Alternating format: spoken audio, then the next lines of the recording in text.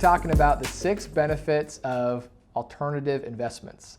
This is a very interesting topic that a lot of investors want to learn more about. Maybe you've heard about alternative investments, maybe you're very familiar with them, or you've only heard a few things about them and aren't really sure if it's for you.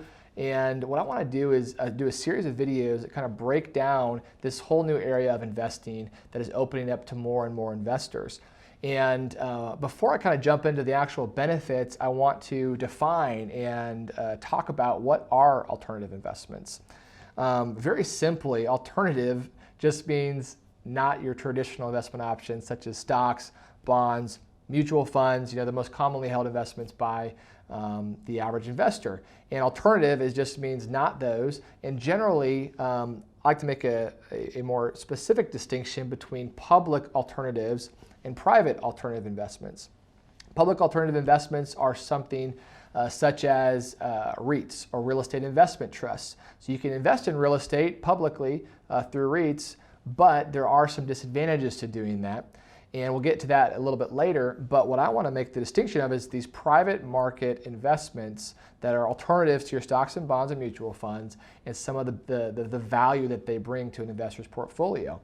And really why these exist is in 2012, there's something called the Jobs Act, and this regulation opened up the subset of investors that could invest in these that were traditionally reserved for your institutional investors. So your pensions, your foundations, endowments, your hedge funds, bigger investors were the only ones that could invest in these types of deals.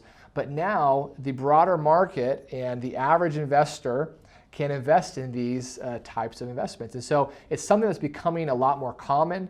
A lot of investors are asking more questions about this, and as a result, the market for private alternatives has skyrocketed in the past 5 to 10 years.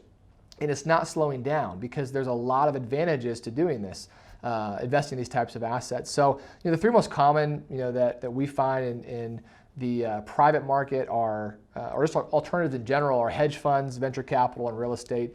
We're going to really focus on real estate because those are the most accessible to the average investor and have a lot of the benefits that you get from private markets. So I'm going to be breaking down some of the actual benefits in the next videos that we're going to publish here, and I hope you stick around. We also have a lot more information on our website, aspenfunds.us, and I hope you find this educational and valuable.